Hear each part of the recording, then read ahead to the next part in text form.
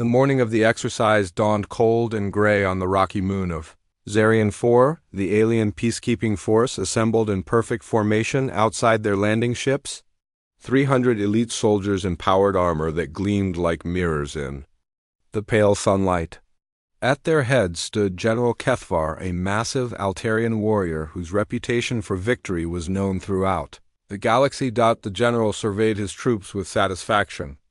Every soldier knew their exact position in the formation. Every weapon was calibrated to precise specifications.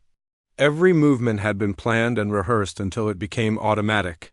This would be another easy demonstration of Alliance military superiority over primitive tactics. "Today we face human insurgents," General Kethvar announced to his forces. His voice carried easily across the landing zone through their communication systems. Intelligence reports indicate approximately 40 poorly trained combatants armed with basic weapons and no real military experience. "We will advance in standard formation, Alpha 7, and complete pacification within 2 hours." The alien soldiers made sounds of acknowledgement through their helmets. Many had fought in real wars against properly trained enemies. This exercise against human students seemed almost too easy to be worthwhile. Some quietly wondered why they needed 300 elite troops to handle a few dozen academy cadets, meanwhile hidden in caves and maintenance tunnels throughout the training area. The human students were making final preparations. But their preparations looked nothing like what the aliens expected. Instead of setting up defensive positions and preparing to hold ground, they were scattering into small teams of 3 or 4 members each. Tay-min crouched in a narrow crevice that the alien sensors had missed during their preliminary scans. Around him, Jinwoo, Nari, and Haijin checked their improvised equipment one last time. Their weapons were standard training rifles, but they had modified them in ways that were technically legal but highly unconventional.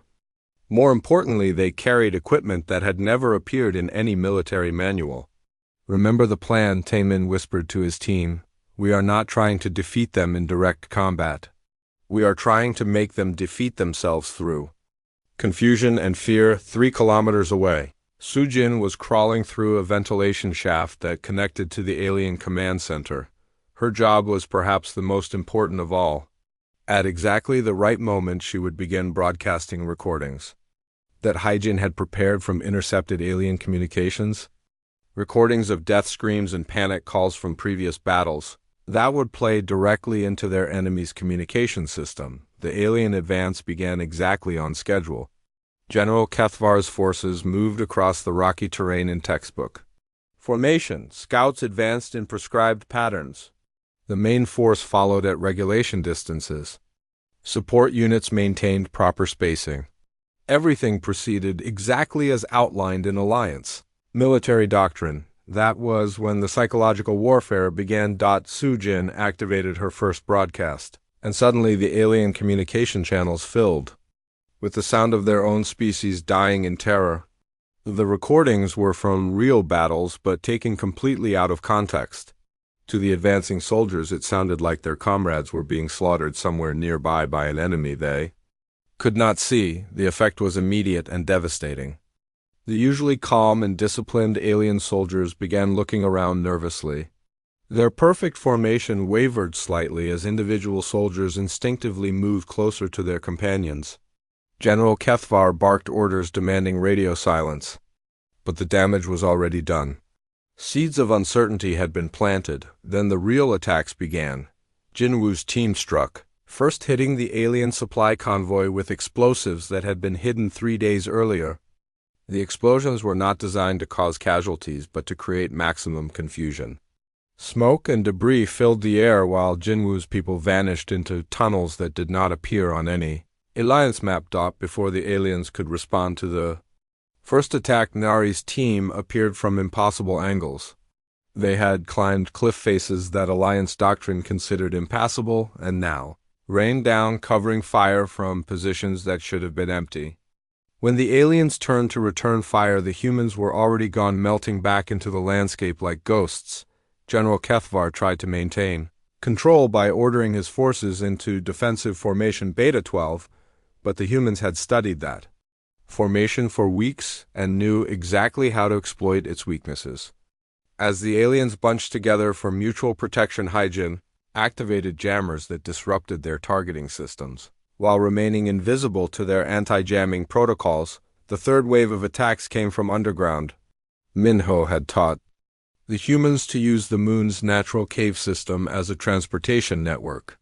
Teams emerged behind alien positions, struck quickly, and vanished before return fire could be organized. Each attack followed a pattern designed to maximize psychological impact rather than physical damage. What terrified the alien forces most was that they could not predict where the next attack would come from. Every principle of military science said that the human forces should be easy to locate and eliminate. Insurgents were supposed to hold defensive positions that could be identified and targeted.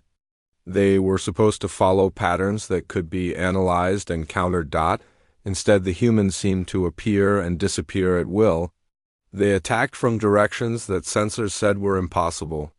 They used tactics that violated basic assumptions about how warfare was supposed to work. Most disturbing of all, they seemed to be coordinating their actions without using any detectable communication system. The truth was that Nari had developed a system of hand signals based on her study of alien visual blind spots. The humans could communicate clearly with each other while remaining completely invisible to their enemies' enhanced vision systems. What looked like random chaos to the aliens was actually carefully choreographed teamwork. General Kethvar realized that his forces were becoming demoralized and decided to end the exercise quickly with overwhelming force.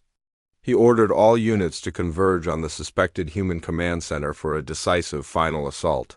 It was exactly what Taemin had hoped he would do. As the alien forces massed for their attack, Taemin appeared to surrender. He walked openly toward their command post with his hands raised and his weapon on the ground. General Kethvar stepped forward, confidently sure that human unpredictability had once again led to inevitable defeat. "I surrender on behalf of all human forces," Taemin announced loudly. "We cannot match the superior tactics of the Alliance military." General Kethvar felt satisfaction flow through him. Another victory to add to his perfect record. Another demonstration that proper military discipline would always triumph over primitive chaos. He stepped forward to accept the surrender personally. That was when Taemin smiled. The explosions that followed had been placed by human teams over the course of 3 days.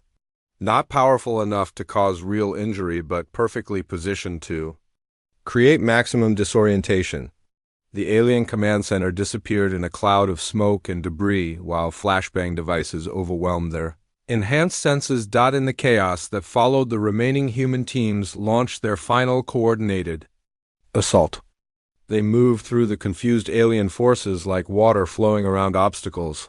Within minutes, every alien commander had been tagged as captured or eliminated according to exercise rules. The impossible had happened. In less than 2 hours 40, human cadets had defeated 300 elite alien soldiers, using tactics that violated every principle of established military science. The peacekeeping exercise had become a complete rout. As the smoke cleared and the results were tallied, General Kethvar stared in disbelief at the tactical display. His perfect record had been shattered by a group of academy students using weapons and methods that should not have worked.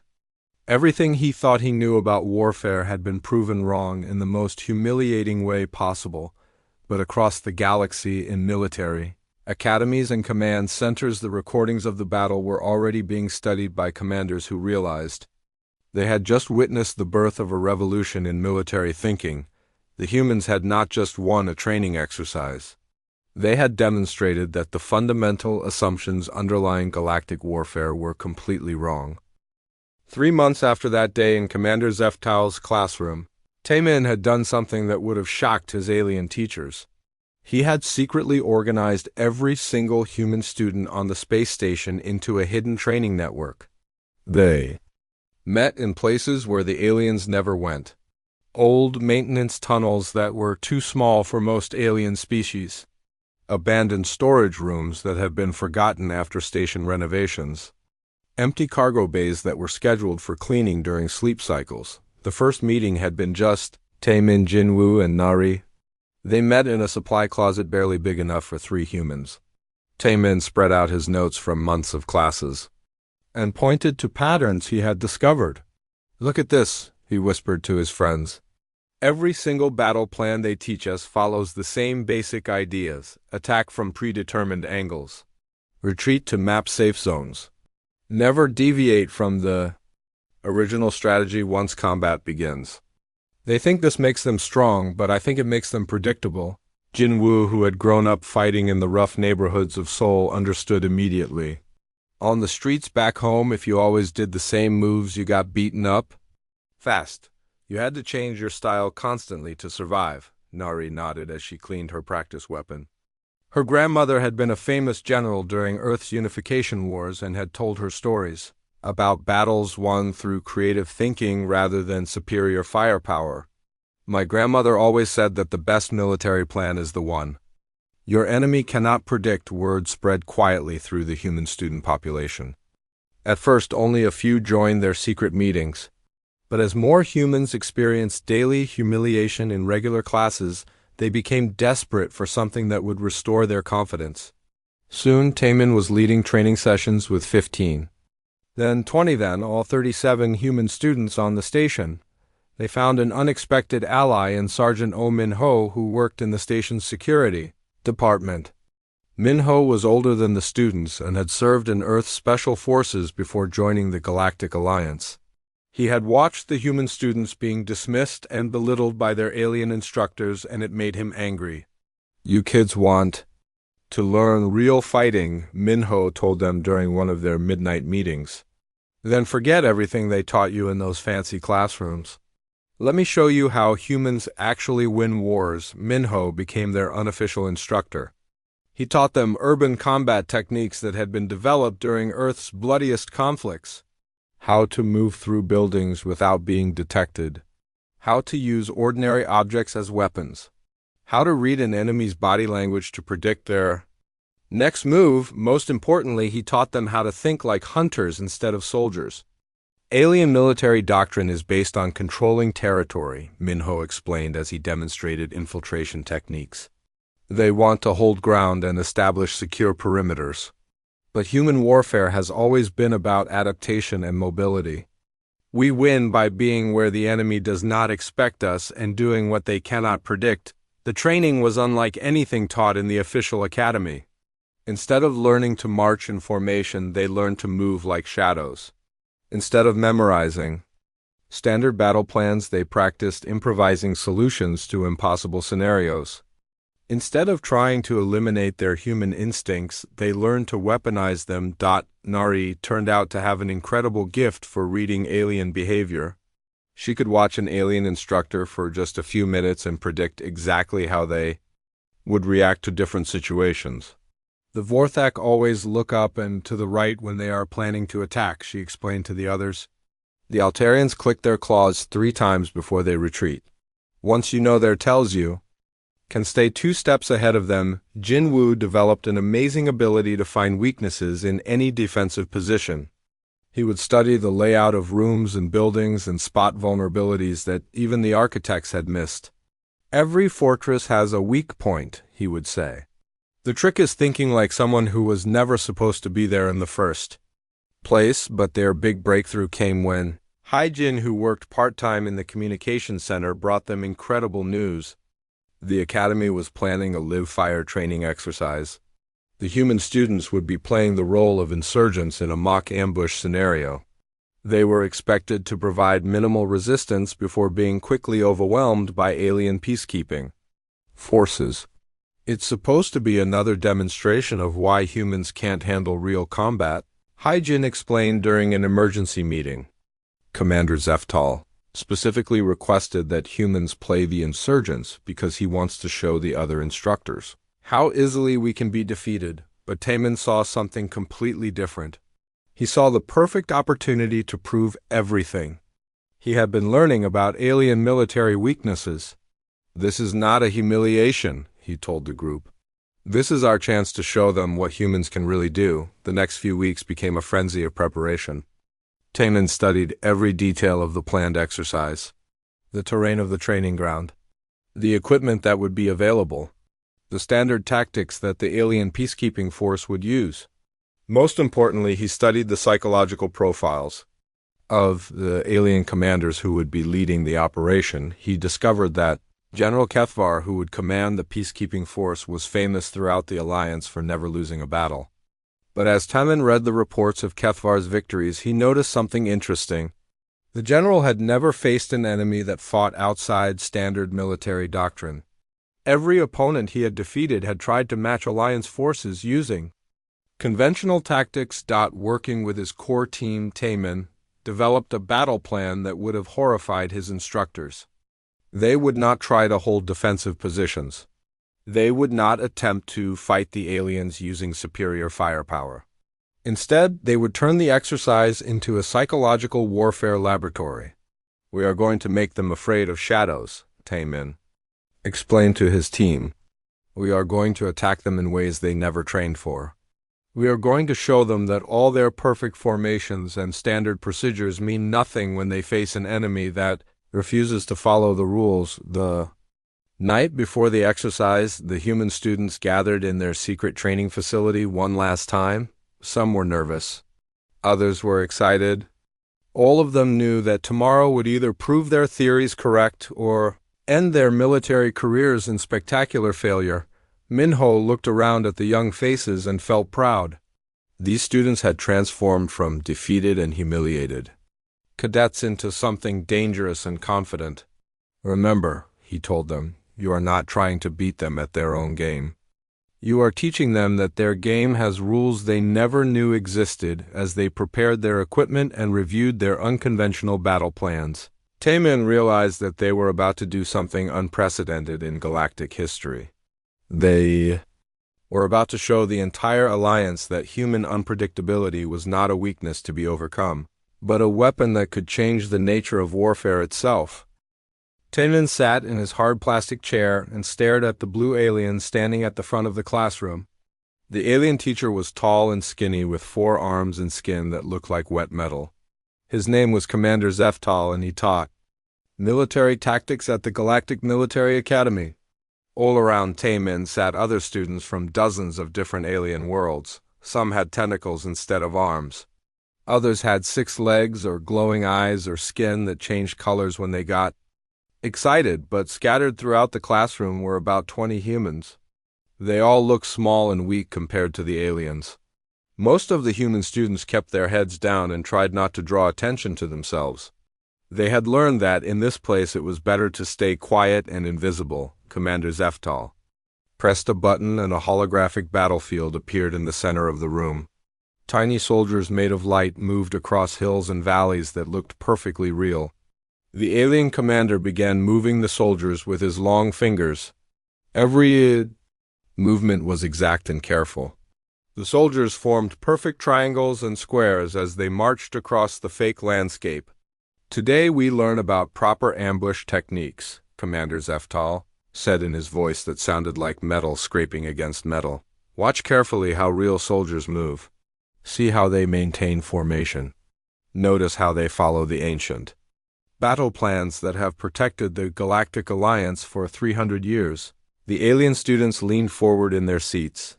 Some took notes on their data tablets. Others recorded the lesson with small devices that floated near their heads. Taman watched, but he was thinking about something different. He was thinking about how boring and predictable everything looked. "The key to successful warfare," the commander continued, "is discipline and order. Every soldier must know exactly what to do at every moment. There can be no surprises. No changes to the plan once battle begins. This is what separates civilized species from the chaos of primitive worlds." When he said the word primitive, his glowing yellow eyes looked directly at the human students. Several of them shifted uncomfortably in their seats. Jinwoo, who sat next to Taman, clenched his fists. Nari, who sat in the row behind them, stared down at her desk with her face turning red. Commander Zeftal moved more holographic soldiers around the battlefield. They attacked in straight lines. When they retreated, they moved to predetermined safe zones. When they flanked an enemy, they did it in perfect half circles that looked like they came from a geometry textbook. Everything was clean and mathematical and completely predictable.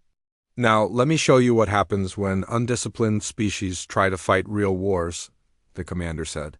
He pressed another button and new holographic soldiers appeared. These ones moved differently, they scattered and regrouped. They changed direction suddenly. They hid in places that were not marked on standard military maps. These represent forces from primitive worlds, Commander Zeftal explained.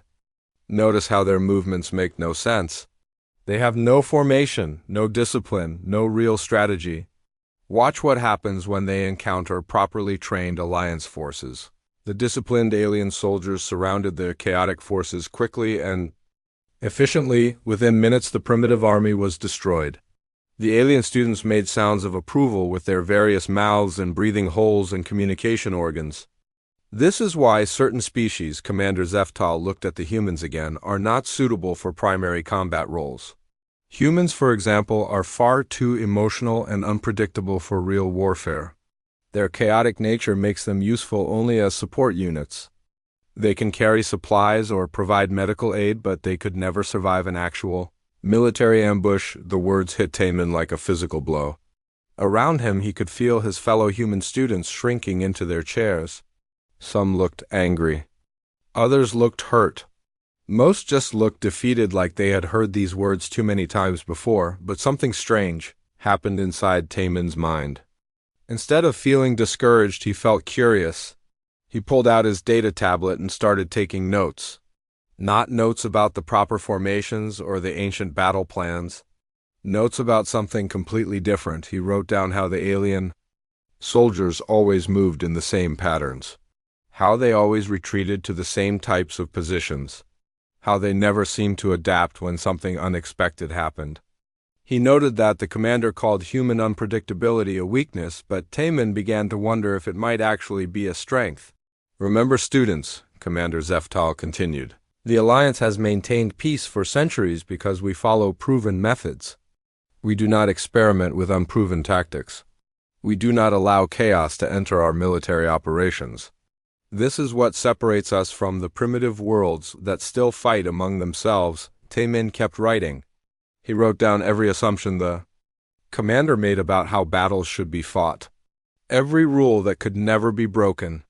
Every tactic that was considered impossible or improper. The more he wrote, the more he realized that the alien military had one massive weakness. They could only think inside their own rigid system. When other students asked questions, they were always about how to follow the rules better, how to make their formations more perfect, how to eliminate any trace of unpredictability from their tactics. But Taman started thinking about different questions. What if unpredictability was not a bug but a feature? What if chaos could be turned into a weapon? The class went on for 2 more hours. Commander Zeftal showed them 17 different standard battle formations. He explained the proper procedure for retreating from 12 different types of enemy attacks. He demonstrated how to calculate the exact amount of firepower needed to overcome fortifications of various strengths. Everything was mathematical. Everything was predictable. Everything was exactly what an enemy who had studied Alliance tactics would expect. Finally, the lesson ended. As the alien students filed out of the classroom, they made the usual sounds of satisfaction. They had learned the approved methods. They would go practice the standard drills. They would become perfect copies of every Alliance officer who had come before them. The human students left more quietly. Most of them looked like they were carrying a heavy weight. They had been reminded once again that their species was considered inferior, that they would never be trusted with important military responsibilities, that their natural human instincts was seen as flaws to be overcome rather than abilities to be developed. But Taman stayed in his seat for a few extra minutes. He read over his notes and felt something he had never felt before in this place. He felt excited. He felt like he had just discovered a secret that could change everything. Commander Zeftal noticed him still sitting there. Do you have questions? About the lesson, human, he asked in a voice that suggested questions would not be welcome. Taman looked up at his teacher. No, sir, he said. No questions at all. I think I learned exactly what I needed to learn. The commander made a sound that might have been approval and left the room. Taemin gathered his things and walked toward the door. But in his mind he was already planning something that would have terrified his alien teacher. He was planning to prove that everything Commander Zeftal believed about human warfare was completely wrong. That night Taemin called Jinwoo and Nari to his quarters. The three of them had been friends since their first day at the academy. They had supported each other through countless humiliations and dismissals, but tonight was different. Tonight Taemin had a proposal that would change all their lives. "We are going to prove them wrong," he told his friends. "Not by trying to be more like them, but by being more like ourselves."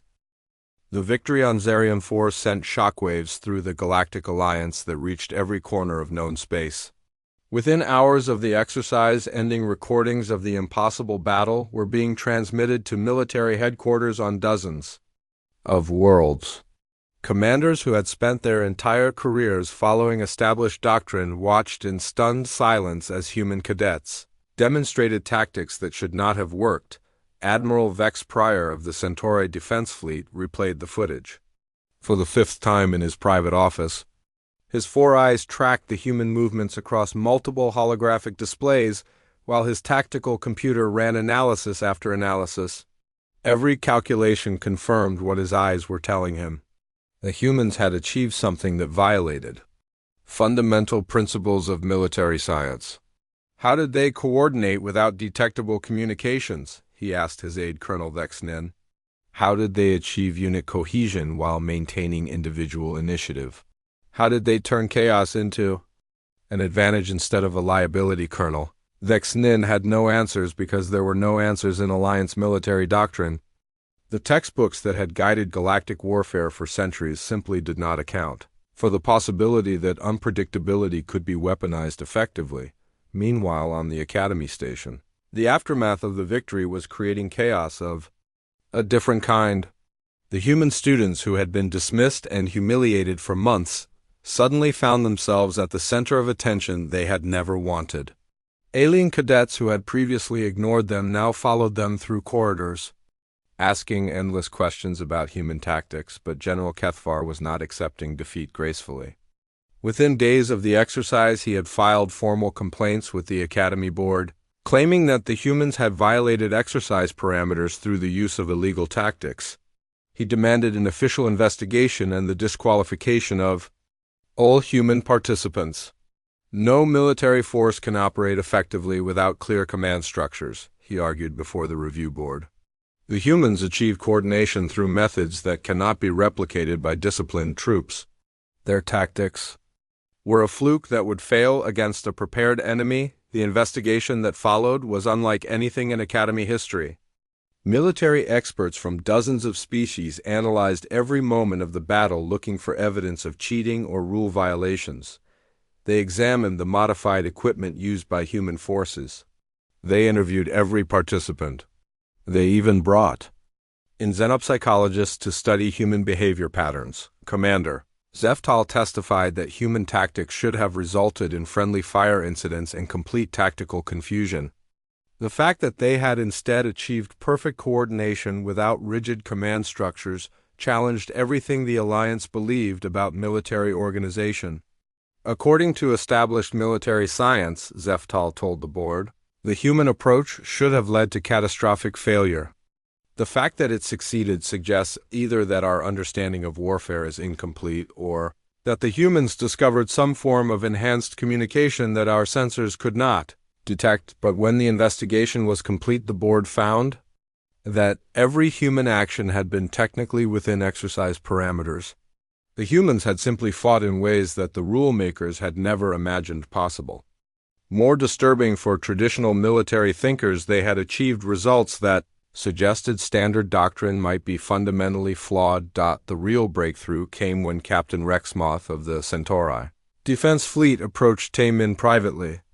After the investigation concluded, the insectoid officer had spent weeks studying the battle recordings and had reached conclusions that terrified and excited him in equal measure. Your species has discovered something that could revolutionize galactic warfare, Rexmoth told Taemin during a secret meeting in an empty classroom.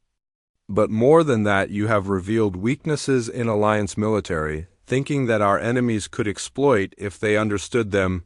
Rexmoth explained that the Centauri defense fleet was facing rebel forces in the Outer Rim territories that had been using unconventional tactics to frustrate Alliance commanders for years. Traditional military doctrine had proven ineffective against enemies who refused to fight by established rules. I want to hire human advisors to help prepare my forces for the campaign, Rexmoth continued, but not as support personnel. I want humans leading mixed units and developing new tactical doctrines based on adaptability rather than rigid planning. It was an unprecedented offer. For the first time in galactic history, humans were being asked to serve in combat leadership roles rather than support positions. More importantly, it was a chance to test their methods against real enemies in actual warfare rather than training exercises. But Taemin was careful about his response. He had learned from studying his alien classmates that different species had different psychological weaknesses and different blind spots that could be exploited. Simply teaching human tactics to aliens would not work because human methods depended on human psychology and human ways of thinking. I will accept your offer, Taemin told Rexmoth, but on specific conditions. I want to lead mixed units of humans and aliens working together. I want authority to modify or abandon standard procedures based on battlefield conditions. And I want my team from the Academy to serve as squad leaders, as Moth agreed immediately. He had seen enough of the battle recordings to understand that human tactical innovations required human leadership to be effective. More importantly, he was desperate enough to try anything that might end the costly stalemate in the Outer Rim. Within weeks, Taemin found himself promoted to lieutenant and assigned to lead an experimental unit combining human tactical thinking with alien capabilities. His core team from the Academy received similar promotions and found themselves preparing for real combat against enemies who would not follow exercise rules. Jinwoo was assigned a squad of Altarian warriors whose natural strength and armor could be devastating if properly directed. Neri received a team of Vorthic infiltrators whose camouflage abilities could be enhanced by human creativity. Hyjin was put in charge of communications and electronic warfare systems that had never been used in the ways she was planning, but as they prepared for deployment, Taemin realized that individual tactical victories would not be enough to change humanity's place in the galaxy. The success on Zarian 4 had proven that humans could win battles using unconventional methods. But lasting change would require something much more ambitious. We are not just fighting a military campaign, he told his team during their final briefing. We are fighting to prove that the Alliance's entire approach to warfare is wrong. If we succeed in the Outer Rim, we will have shown that human methods can work in real combat. If we fail, we will have proven our critics right and set back human military advancement for generations. The stakes could not have been higher. The humans were about to face their first real test against enemies who would not hesitate to kill them if their unconventional tactics failed. But as Taemin looked at his team preparing for departure, he felt confident that they were ready for whatever challenges awaited them. They had spent months learning to turn their human instincts into weapons. They had proven that unpredictability could triumph over rigid doctrine. Now they would discover whether those lessons could translate into success against real enemies in actual warfare. The transport ship that would carry them to the Outer Rim was already waiting. Within days, they would either validate everything they believed about human military potential or learn that some lessons could only be taught through defeat. The Outer Rim territories were nothing like the clean, sterile environment of the Academy. Here, broken space stations drifted between dead worlds, while rebel forces hid in asteroid fields that stretched for millions of kilometers. The war had been going on for 3 years, and Alliance commanders had made no real progress despite having superior numbers and better equipment. Lieutenant Taemin stood on the bridge of the Alliance cruiser Harmony and studied intelligence reports about their target. Proxima Station was a massive mining facility that had been captured by rebels 18 months earlier. Traditional Alliance tactics had failed repeatedly to retake it. The station's defensive systems were too strong for frontal assault, and its position made siege warfare impractical. "The rebels have turned Proxima Station into an impregnable fortress," explained Captain Rexmoth as he briefed Taman on the situation. "Previous commanders have tried direct assault formation siege tactics and even orbital bombardment. Nothing has worked. The rebels always seem to know what we are planning before we execute our attacks." Taman studied the tactical displays and immediately saw the problem. Every previous attack had followed standard Alliance doctrine. The rebels had learned to predict Alliance movements because Alliance commanders always used the same approaches to similar problems. They were fighting predictable enemies using predictable methods. "Give me 3 days to study the situation," Timon requested, "and grant me full authority to deploy my units as I see fit without approval from Fleet Command." Rexmoth hesitated. Giving a human lieutenant that much independence violated every protocol in the Alliance military manual. Traditional protocols had failed completely in this sector. He approved Taman's request with the understanding that failure would end human involvement in combat operations permanently. Tay-Min spent the next 72 hours doing something no previous commander had attempted. Instead of studying the station's defenses, he studied the psychology of the people defending it. The rebels were former Alliance citizens who had declared independence after years of economic exploitation. They were desperate people fighting for their homes and families, which made them dangerous and unpredictable. But their unpredictability followed human patterns rather than alien ones. Taman realized that rebels who fought like humans could be defeated by humans who fought better than humans. The key was not to outpredict them, but to outadapt them. On the 4th day, Taman did something that shocked both his allies and his enemies. He ordered all Alliance forces to withdraw from the Proxima system completely. Fleet Command demanded explanations, but Rexmoth backed Taman's decision despite his own confusion about the strategy. The rebels watching from Proxima Station were equally confused. Alliance forces had never retreated without attempting an attack. Their intelligence networks tried to determine if this was some kind of trap, but all sensor data confirmed that the Alliance fleet had genuinely departed after a week of apparent Alliance absence. The rebels began to relax their defensive postures. Supply ships that had been hiding in deep space started making runs to the station.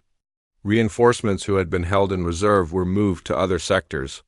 The rebels began acting like they had won a victory through stubborn defense, but Taman had not withdrawn his forces. He had repositioned them using cargo vessels, maintenance ships, and even waste disposal craft that rebel sensors dismissed as normal space traffic.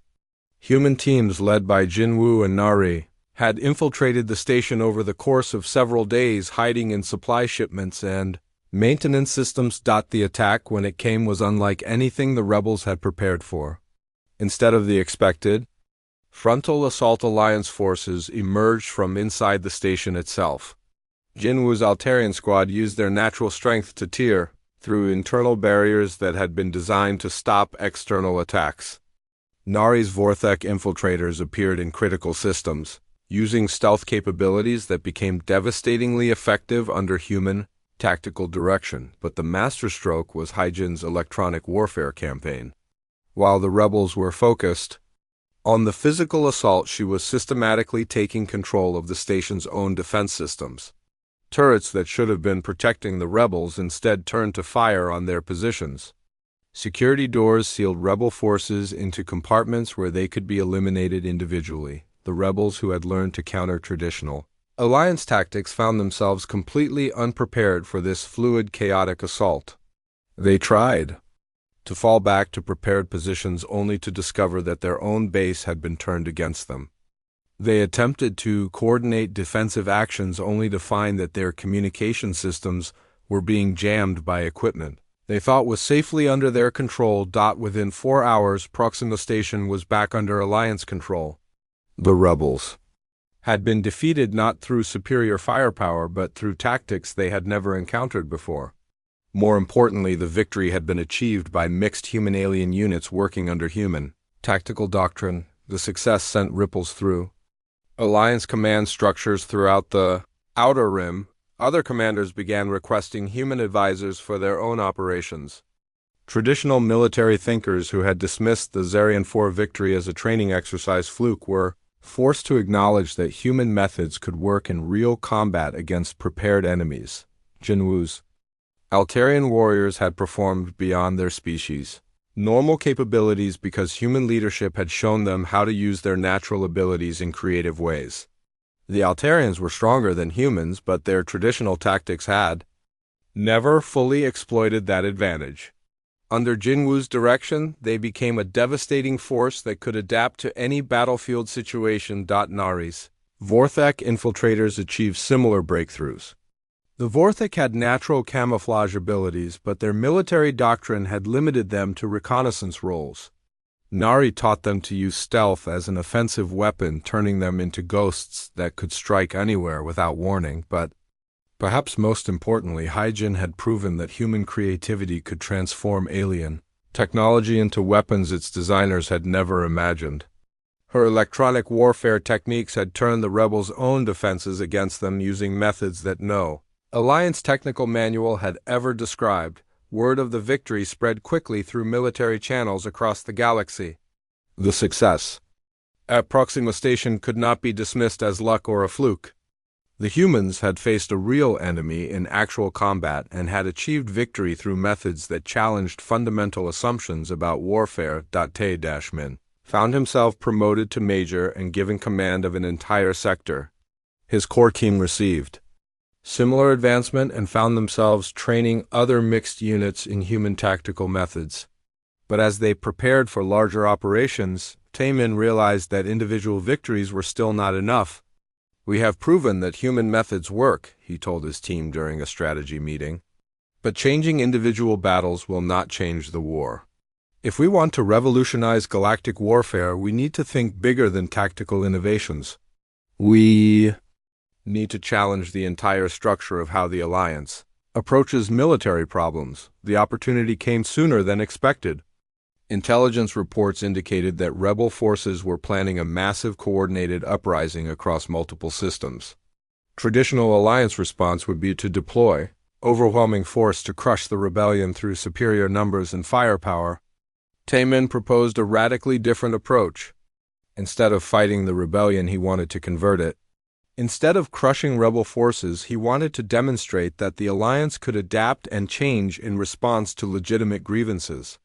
It was a strategy that would either end the Outer Rim war through negotiation or create the largest military disaster in Alliance history. As he prepared to implement the most ambitious human military strategy ever attempted, Tae-min reflected on how far he had come from that day in Commander Zeftal's classroom. He had learned that his teacher was right about one thing. Humans would never survive traditional ambush tactics because humans were not meant to fight traditional wars. They were meant to transform warfare itself. 2 years after the Zarian 4 exercise, Colonel Lee Tae-min stood before the most powerful military leaders in the galaxy. The Great Assembly Hall on Galactic Prime stretched for kilometers in every direction, filled with representatives from hundreds of worlds. Species that had dominated galactic politics for millennia looked down at the young human who had been summoned to explain what they called the human phenomenon. The statistics were undeniable. Human-led forces had achieved victory ratios 3 times higher than traditional Alliance units. Casualty rates in human-commanded operations had dropped by 70%. Most disturbing for traditional military thinkers, rebel surrenders in human-controlled sectors had increased by 800% as enemies chose negotiation over destruction. Admiral Kolvex of the Galactic Military Council spoke first. His ancient voice carried the authority of 6 centuries of military service across dozens of campaigns. "Colonel Tae-min, you have been called here to explain how human forces have achieved results that our computer models say should be impossible. Our greatest military strategists cannot understand how your methods work." Tae-min activated the holographic display system and began his presentation. Instead of showing perfect formations and textbook maneuvers, he displayed something that made the assembled commanders uncomfortable. He showed them chaos that somehow created order. unpredictability that achieved consistent results, tactical flexibility that produced strategic dominance. Honored members of the Council, Taemin began, for 3 centuries the Alliance has fought wars using the same basic principles. Superior technology, overwhelming firepower, and rigid tactical discipline. These methods worked because our enemies fought the same way. But when we face opponents who refuse to follow established rules, our advantages become disadvantages. A holographic display showed recordings from recent battles. Human forces moving like liquid around enemy positions. Mixed units combining. Alien capabilities with human creativity. Negotiations ending conflicts that traditional warfare had only prolonged. Each example challenged fundamental assumptions about military effectiveness. The human approach is not about replacing order with chaos, Taemin continued. It is about replacing static thinking with evolutionary thinking. We do not abandon planning. We abandon the assumption that any plan will survive contact with reality. Unchanged, Fleet Admiral Zex Coral of the Andromedian Defense Force stood to challenge this statement. Her species had perfected military science over 2 millennia and found human methods deeply troubling. You speak of evolutionary thinking, but evolution requires countless generations of refinement. How can tactical decisions made in moments produce better results than strategies developed over centuries? Taemin smiled and activated a new set of displays. These showed the psychological profiles of different species, including detailed analysis of how their military thinking had been shaped by their evolutionary history. Admiral, your species evolved on worlds with predictable seasonal changes and stable ecosystems. Your military doctrine reflects that stability. But humans evolved on a world where rapid adaptation was necessary for survival? Our chaos is actually order operating at a speed your sensors cannot measure. The implications of this statement sent ripples of concern through the assembly. If human tactical superiority was based on evolutionary advantages rather than learned techniques, then other species might never be able to match human military effectiveness. The Alliance could face a future where humans dominated warfare simply because they were naturally better at it. But Taemin's next revelation was even more shocking. However, our greatest discovery is not that humans are superior warriors. Our greatest discovery is that every species has evolutionary advantages that traditional military doctrine has never exploited. The Vorthic natural camouflage abilities become devastating when freed from rigid reconnaissance protocols. Altarian strength becomes unstoppable when directed by adaptive tactics rather than predetermined formations. He showed recordings of alien forces achieving unprecedented effectiveness under human leadership. But more importantly, he showed how human methods could be adapted to work with alien psychology rather than against it. The key was not making aliens think like humans, but helping each species discover their own optimal fighting style. Commander Zeftal, who had been silent throughout the presentation, finally stood to speak. The blue-skinned instructor, who had once dismissed humans as unsuitable for warfare, now wore the insignia of a senior military advisor. Colonel Taemin, I must ask the question that concerns us all. If human methods are so effective, why share them with other species? Why not maintain your advantage and allow humans to dominate galactic military affairs? The assembly fell silent, waiting for Taemin's response. This was the fear that haunted every non-human leader present. The possibility that humans were not offering partnership but engineering conquest through seemingly peaceful means. Because domination through military superiority is exactly the kind of static thinking that makes civilizations vulnerable, Taemin replied. Any advantage that depends on keeping others weak will eventually be overcome. But advantages that come from making everyone stronger create exponential benefits for all participants. He displayed his final set of data. Projections showing what galactic military effectiveness could become if every species was encouraged to develop their unique capabilities rather than forced to conform to standard doctrine. The numbers were staggering. Not only would the Alliance become militarily stronger, but the economic and social benefits of reduced conflict would transform galactic civilization. The debate that followed lasted for 3 days. Military traditionalists argued that proven Methods should not be abandoned for experimental approaches.